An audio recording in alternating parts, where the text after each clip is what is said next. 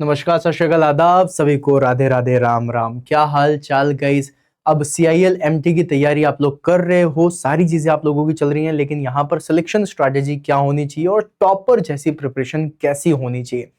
देखो guys, topper कोई अलग दुनिया से नहीं आता है, वो हम लोगों में से ही एक होता है, लेकिन उसके करने का, प्रिपरेशन करने का जो तरीका है वो बिल्कुल डिफरेंट होता है। तो इसके बारे में आज मैं आप लोग सभी लोगों से बात करने वाला हूं। सबसे पहले जो स्ट्रैटेजी अभी मैं आप सभी लोगों को बताऊंगा और जितनी भी चीजें मैं आप सभी लोगों को बताने वाला हूं, वो सारी चीजें आप लोगों को मेक श्योर करने की आप लोग भी अपनी दिनचर्या में ऐड करें। टॉपर की सबसे अच्छी खास बात आप लोगों की पता है क्या होती है? That is the clear goal. Clear goal होता है। अभी आप लोगों से, बहुत सारे लोगों से जब बात होती है, कई सारे लोगों का गोल ही क्लियर नहीं होता, पता ही नहीं होता करना क्या है ना। लगता है प्रिपरेशन कर रहे हैं, हो सकता है कि हो जाएगा सिलेक्शन, है ना। हो सकता है, क्या होता है? काहे नहीं होगा सिलेक्शन? पहले अपना गोल तो क्लियर कर लो कि भैया मुझे सिलेक्शन लेना है, हर हाल में सिलेक्शन लेना है, चाहे जो हो जाए। जब तक तुम्हारा गोल क्लियर नहीं, अगर तुम हो सकता है में रहोगे तो तुम अभी भी कंफ्यूज हो, तुम अभी भी सेल्फ डाउट में हो कि मैं सिलेक्शन ले सकता हूं कि नहीं ले सकता हूं, है ना। इतनी सारी चीजें चल रही हैं, जॉब भी चल रही है, घर की भी रिस्पॉन्सिबिलिटी है, अपनी भी चीजें हैं, क्या क्या करें, आगे ये रिजल्ट आ रहा है, वो एग्जाम आ रहा है, कितनी सारी चीजें करें। ठीक है, मान लिया, सब मान लिया। सबसे पहली चीज, you need to make your clear goal. मतलब तुम्हारा गोल बिल्कुल क्लियर होना चाहिए और उसमें सबसे इंपॉर्टेंट है टारगेट मार्क्स। अब गाइस, बहुत सारे लोग हैं जो कहते हैं मुझे CIL निकालना है ना। जिस तरीके से हम लोग गेट एग्जामिनेशन में बोलते हैं कि गेट निकालना है, गेट भैया 32 नंबर 35 नंबर लाओगे तो भी निकल जाएगा, लेकिन उस नंबर से गेट निकलेगा, फायदा कुछ नहीं होना। तो अगर तुम लोगों को फायदा चाहिए तो फिर तुम्हारा टारगेट मार्क्स होने चाहिए। अब जैसे कि CIL के बारे में अगर मैं बात करूं तो सबसे अच्छी चीज तुम्हें यही पता है कि CIL में पेपर 1 पेपर 2 होने वाला है, कोई नेगेटिव मार्किंग नहीं है, कुछ भी नहीं है। तो मुझे फाइनली जो 100 नॉन टेक्निकल और 100 टेक्निकल से मुझे मार्क्स चाहिए, मिनिमम से मिनिमम मेरे 145 प्लस मार्क्स आने चाहिए। ये तुम्हारा टारगेट है, राइट। कि मुझे ये मार्क्स लेकर के आने, मुझे नहीं लाने 200 मार्क्स, ना ही किसी के आएंगे, मुझे 145 प्लस लाने, एग्जाम्पल के तौर पे, है ना। तो मैं सबसे पहले अपने टारगेट मार्क्स रखने पड़ेंगे। फिर उसके बाद होता है सिस्टमैटिक स्टडी प्लान। अब सिस्टमैटिक स्टडी प्लान कहने का मतलब क्या? स्टडी प्लान तो सब बनाते हैं भैया, बिल्कुल बनाते हैं, लेकिन हर तरीके से चल नहीं पाता स्टडी प्लान। अब पूछो क्यों नहीं चल पाता? ऐसा कोई भी स्टूडेंट नहीं है जिसने स्टडी प्लान बनाया और 100% उसे अचीव कर ले, नहीं कर सकता। लेकिन सिस्टमैटिक स्टडी प्लान बनाने का मतलब क्या है? सिस्टमैटिक स्टडी प्लान बनाने का मतलब है कि तुम्हारे पास यहां पर मंथली, वीकली और डेली स्टडी प्लान या फिर डेली स्टडी के टारगेट होने चाहिए थे, राइट। अब इसका कहने का मतलब क्या है? फॉर एग्जाम्पल, आज आप लोगों ने क्या ट्राई करा? आज आप लोगों ने ट्राई करा कि आज मैं 10 घंटे पढ़ूंगा। बाई व्हाट्सोएवर द रीजन, तुम्हारा 10 घंटे की तैयारी हुई, तुम्हारी 2 घंटे की तैयारी, मतलब 2 घंटे रह गए, 8 घंटे की तैयारी हुई। अब वो जो 2 घंटे बच गए तो मतलब डेली का प्लान तो पूरा नहीं हुआ, लेकिन तुम वीकली प्लान पूरा कर सकते हो। वीकली कैसे? तुमने वीक में सोचा कि भाई डेली 10 घंटे पढ़ूंगा तो कम से कम मुझे 60 से 70 घंटे पढ़ने हैं, और आज मेरी सिर्फ 8 घंटे तैयारी हुई है, तो मैं कुछ ऐसा करूं जिसमें कल मैं 12 घंटे करके आज और कल का मिक्स कर सकूं, राइट। तो अगर डेली प्लान पूरा नहीं होता है तो हम किस में जाते हैं? वीकली प्लान में, कि एटलीस्ट हम वीकली प्लान तो अचीव कर लें, राइट। और अगर वीकली प्लान अचीव नहीं होता है तो हम किस में टर्म करते हैं कि भाई मंथली प्लान अचीव हो जाना चाहिए, कि हमने मंथ में इतना कंप्लीट करना है। किसी दिन अगर हमें लग रहा है कि जैसे कि लास्ट के मंथ के लास्ट के 5 डेज बचे हुए हैं और इसमें नहीं होने वाला है, तो हम थोड़ा सा प्रिपरेशन और बढ़ा दें, 12 की जगह 13 घंटे कर लें, लेकिन मंथली प्लान में, मंथली जो हम लोगों ने किया है, चीजें हम लोग अचीव कर लें।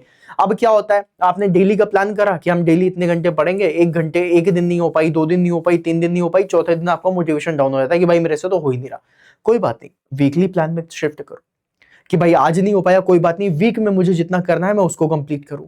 वीक में नहीं हो पाया तो मंथ में जितना कंप्लीट करना है मैं उतना कंप्लीट करूं। मतलब टोटल तुम्हारी प्लानिंग ऐसी होनी चाहिए, राइट।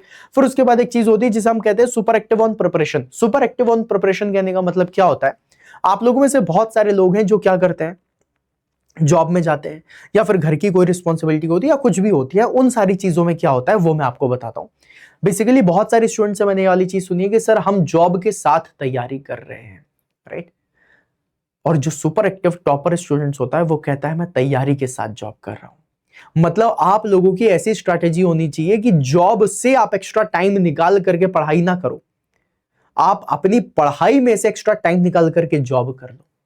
समझ रहे हो? क्योंकि आपके लिए इंपॉर्टेंट क्या है, सिलेक्शन लेना। तो आपका पूरे 24 घंटे में हर चीज तुम्हारी सिर्फ और सिर्फ सिलेक्शन के लिए होनी चाहिए, प्रिपरेशन के लिए होनी चाहिए। और उसमें अगर जॉब भी आ रही है ना, उसमें खाना खाना भी आ रहा है ना, तो तुमने अपनी पढ़ाई से खाना खाने का टाइम निकाला है, तुमने खाना खाने के बाद पढ़ाई का टाइम नहीं निकाला। तो इसको थोड़ा उल्टा लेकर के चलो कि हमें तैयारी करनी है, तो ऐसा ना हो कि तैयारी के बीच में हमारी जो चीजें आ रही है हम उससे टाइम निकाल के तैयारी कर रहे हैं। नहीं, हमारी तैयारी के बीच में थोड़ा थोड़ा जो टाइम मिल रहा है उसमें हम बाकी सारी चीजें कर ले रहे हैं, जैसे खाना खाना है, नहाना है, वो हम तैयारी के बीच में कर दे रहे हैं। अब इसमें क्या होगा, इसमें जहां पर तुम्हें आधे घंटे लगते होंगे तैयार होने में, वहां पर तुम 10 मिनट में तैयार होकर के आ जाओगे कि भैया प्रिपरेशन करनी है, 20 मिनट और बच सकते हैं, है ना। तो हम लोग सुपर एक्टिव होते हैं चीजों में। कई बार क्या होता है, जैसे कि फॉर एग्जांपल थोड़ा सा थक गए, लगता है कि यार आज का टारगेट पूरा नहीं हो रहा है, इसे हम कल कर लेंगे।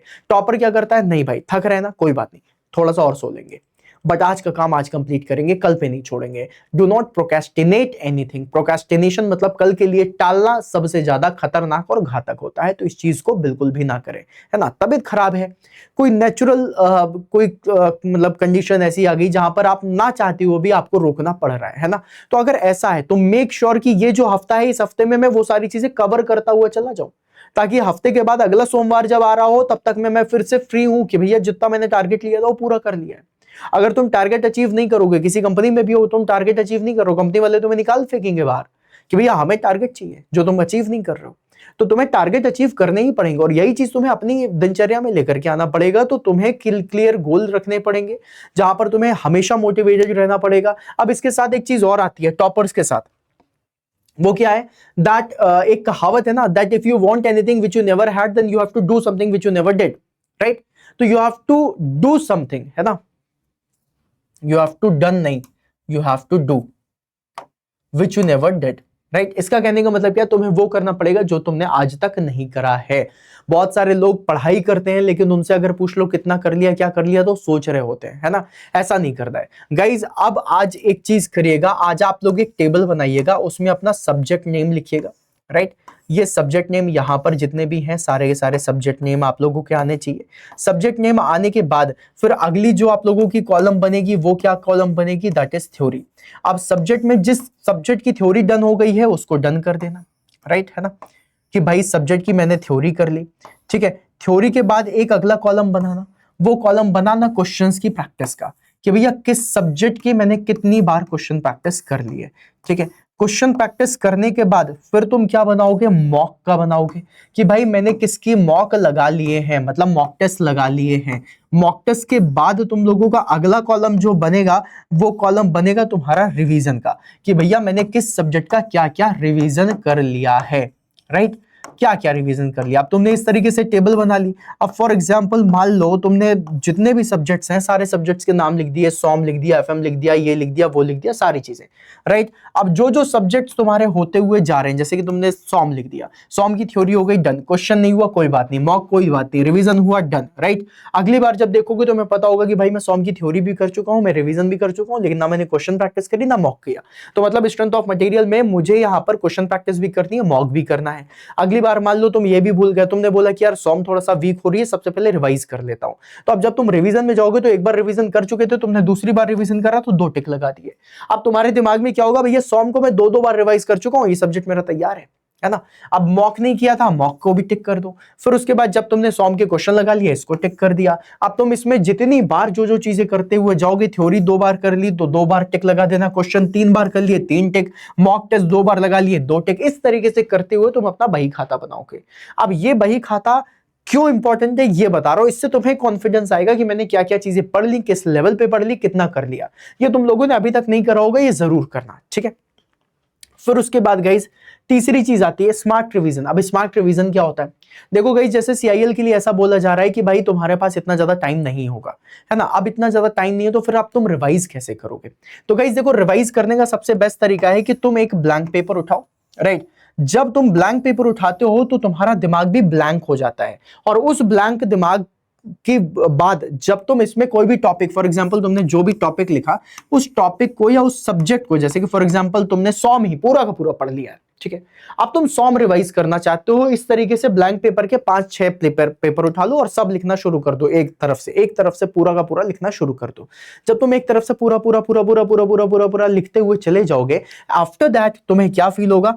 आफ्टर दैट तुम्हें यह फील होगा बेटा कि यहां पर जो टॉपिक तुमने यहां पर लिख दिए हैं, ये सारे के सारे टॉपिक तुम्हारे सबकॉन्शियस माइंड में स्टोर हो चुके हैं। अब तुम्हें क्या करना है? अपनी नोट्स उठानी है। नोट्स उठा करके देखना है तुमने कौन कौन से टॉपिक कर दिए, कौन कौन से टॉपिक बचे हैं। जो इस पेपर पे लिख दिया उसे रिवाइज करने की जरूरत अब नहीं है। ठीक है, तुम्हें रिवाइज क्या करना है? तुम्हें रिवाइज करना है टॉपिक्स जो तुमसे रह गए, जो लेफ्ट हो गए, जो तुम्हारे दिमाग में नहीं है, वो टॉपिक्स जो तुम लोगों ने छोड़ दिए उसको पढ़ना शुरू करना। This is the best way to revise. यहां पे तुम्हें पता होगा ये टॉपिक ऐसे हैं जो मेरे दिमाग में अभी स्टोर नहीं हुए, क्योंकि स्टोर हुए होते तो वो पेपर पे दिख जाते, राइट? इन टॉपिक्स को बार बार रिवाइज करना, this is the best technique. एक तरीका ये है। दूसरा तरीका क्या है? दूसरा तरीका है, फॉर एग्जाम्पल तुमने बोला मैं 50 क्वेश्चन लगाऊंगा। इन 50 क्वेश्चन में से तुमने 40 क्वेश्चन लगा दिए, बिल्कुल सही कर दिए। क्या बात है यार, जबरदस्त, ये 40 क्वेश्चन सही हो गए। अब ये नहीं करना, अभी तुम इसमें ये ध्यान दो कि तुम्हारे जो 10 क्वेश्चंस थे बेटा, ये 10 क्वेश्चन तुमसे नहीं बने ना, राइट? इन क्वेश्चंस के टॉपिक को देखो, जो टॉपिक है इसको रिवाइज करना है, राइट?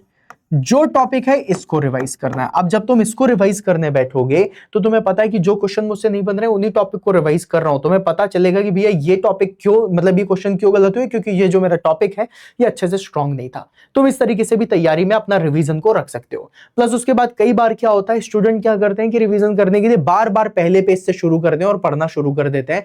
भैया पहला पेज इतनी बार पढ़ लिया होता है कि वो याद हो जाता है, लेकिन 10, 15, 20 पेज आने के बाद तुम भूलने लग जाते हो। उसका सबसे बड़ा रीजन यही है कि तुम लोग वो चीज नहीं पढ़ रहे जो एक्चुअली में तुम भूल रहे हो। तुम बस बार बार सेम तरीके से रिवाइज कर रहे हो। तो सेम तरीके से रिवाइज नहीं करना। जो क्वेश्चन बन गए उनके टॉपिक भी डन है भैया, बनते हैं, है ना? जो टॉपिक, जो क्वेश्चन नहीं बने उनके टॉपिक में दिक्कत होगी, तभी यहां पर रिजल्ट नहीं दिख रहा है। तो तुम इनको करना शुरू करो। जब तुम ऐसे करोगे तब जाकर के तुम्हें फायदा मिलना शुरू होगा, ठीक है? हर क्वेश्चन को सॉल्व करने की क्या होती है? अप्रोच होती है।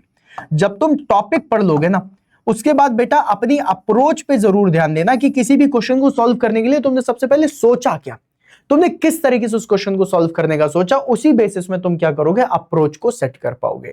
तो इस अप्रोच के ऊपर वर्क करना है। तो जितने भी टॉपर्स होते हैं उनके साथ सबसे बेस्ट चीज क्या होती है कि वो प्लान करते हैं, फिर उसके बाद वो प्रिपेयर करते हैं और फिर उसके बाद वो एग्जीक्यूट करते हैं। हम लोग क्या करते हैं? हम लोग प्लानिंग करते हैं 100%, राइट?